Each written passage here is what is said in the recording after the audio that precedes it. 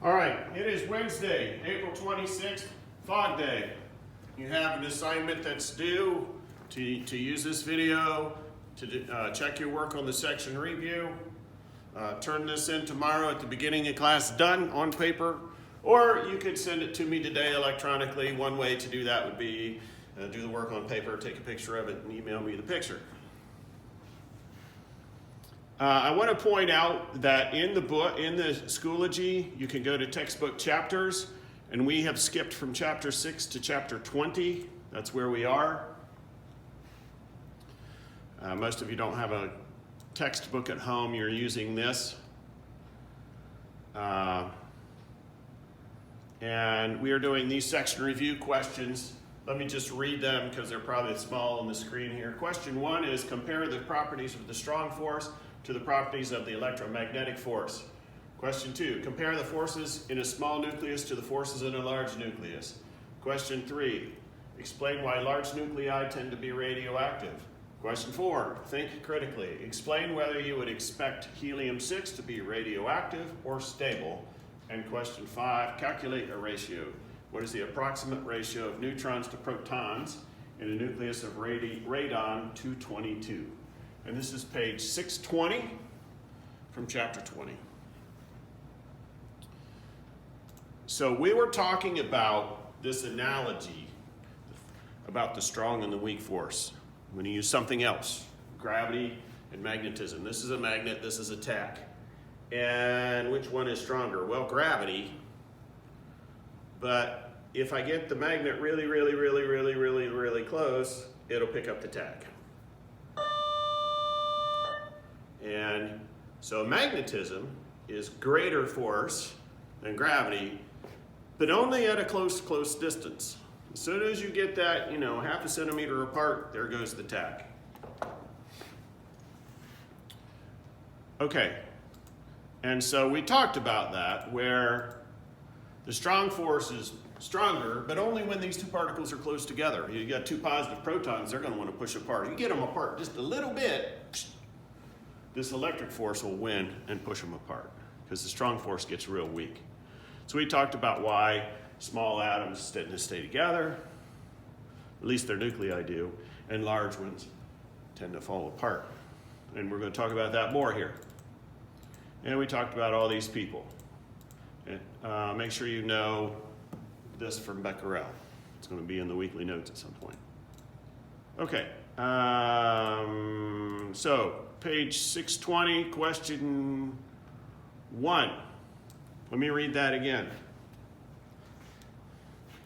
Compare the properties of the strong force to the properties of the electric force, or electromagnetic force. Same thing. Well, the strong force is always attractive, and it's strong, but it only acts over a small distance. The electric force is always repels, and it's weaker, but it'll act over a longer distance. So the strong force is always attractive, very short-ranged. The electromagnetic force, also called the electric force, it's the same thing, is much weaker.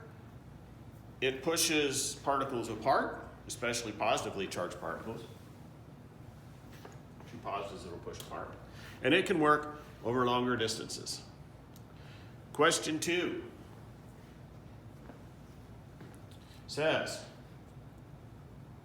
compare the forces in a small nucleus to the forces in a large nucleus. Well, there's more particles in a large nucleus, so there's more interactions. You're going to have more particles feeling the strong force from other particles.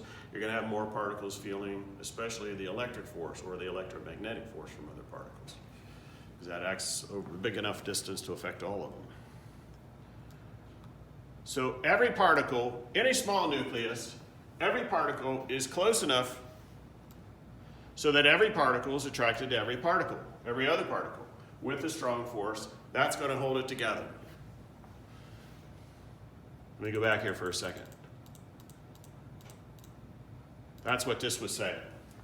All these particles are close enough together, the strong force will bind them all to one another. The electric force is there, but it's not able to do much.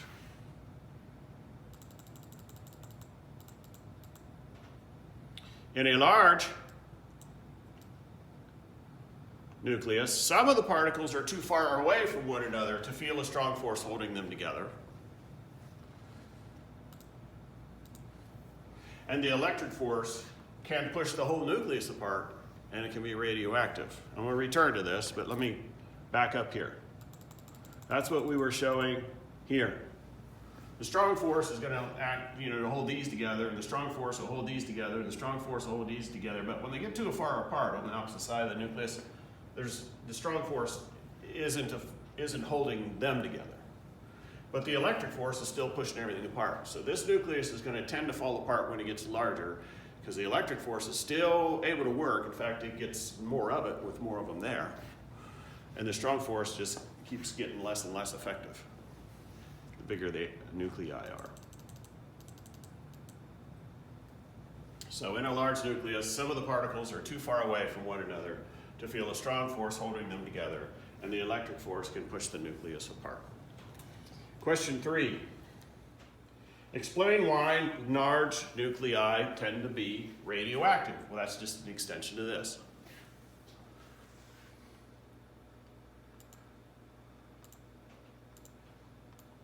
Larger nuclei are radioactive because they can fall apart. The electric force pushes those particles apart, and there's more particles there, so there's more effect from the electric force.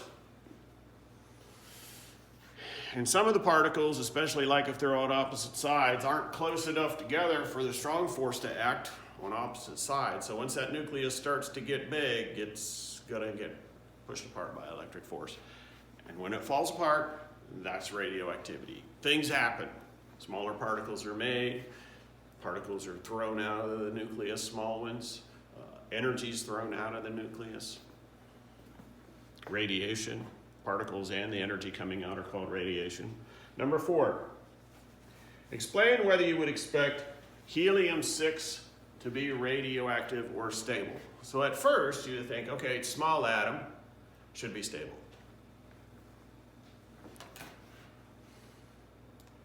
Small nucleus. So since helium-6 is a small nucleus, you might expect it to hold together and not be radioactive. But don't forget, on the light elements, I didn't talk about this today, but I did earlier this week, they are stable when their neutron to proton ratio is about 1 to 1. And the neutron to proton ratio for helium-6 is 2 to 1.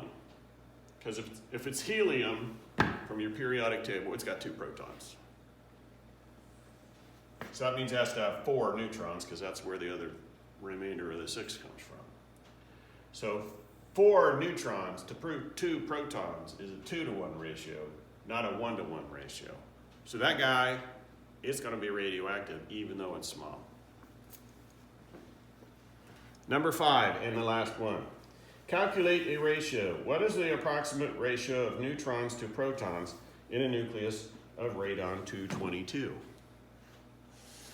Now, you need page 500 to do this. Or you could look up a periodic table on the internet. There's going to be thousands and thousands of them. But we need page 500 to do that. And page 500 is in chapter 16.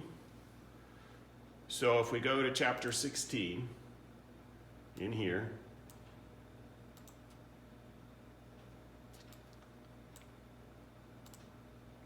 here we go. And we look.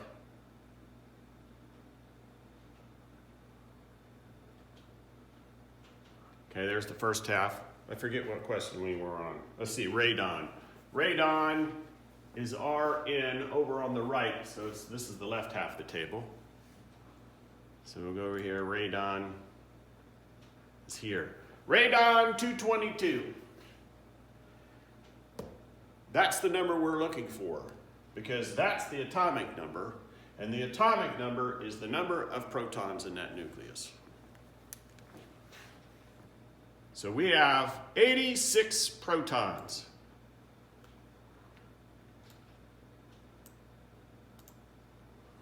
So it's a combination of 222 protons and neutrons combined. Its atomic number is 86. So it has 86 protons. That means we need the neutron to proton ratio. So how many neutrons are there? Well, if there's 222 combined and there's 86 protons, that means we subtract. And 222 minus 86 is 136. So it's got 86 protons, 136 neutrons. Now we can do the ratio of neutrons to protons. Two-step problem. So it's 136 to 86. Now, if I were you, I'd take in your calculator, punch in 136, divide by 86, and see what that number is. It comes out to be 1.58. And what you need for a large atom, not the small ones are a 1-to-1 ratio. For a large atom, the nucleus in those large atoms to be stable, that ratio needs to be 3 to 2. And we're a little bit bigger than 3 to 2. So we would predict this particular isotope to be radioactive. In fact, I'm going to write in here this radon isotope, radon 222, because other ones are more stable. Many houses in this area need a radon removal system. If you go into Findlay, for example, just about all of them have a radon removal system, at least when they go up for sale. So they got a crawl space. Here's your floor up above. And your living room maybe is over top of these joists. And there's dirt. And so they'll lay down pipes, plastic pipes. You can kind of see outlines of them under. Connect them together and pull air with a fan out of those pipes. And that'll take air out of the crawl space. And then they'll coat that with plastic so the air that's coming out of the ground that has radon in it is trapped under this plastic and it's pulled out by those pipes. And that's a radon removal system. Keeps the radioactivity in the house down. Okay, so have that paper ready for me on tomorrow on Thursday.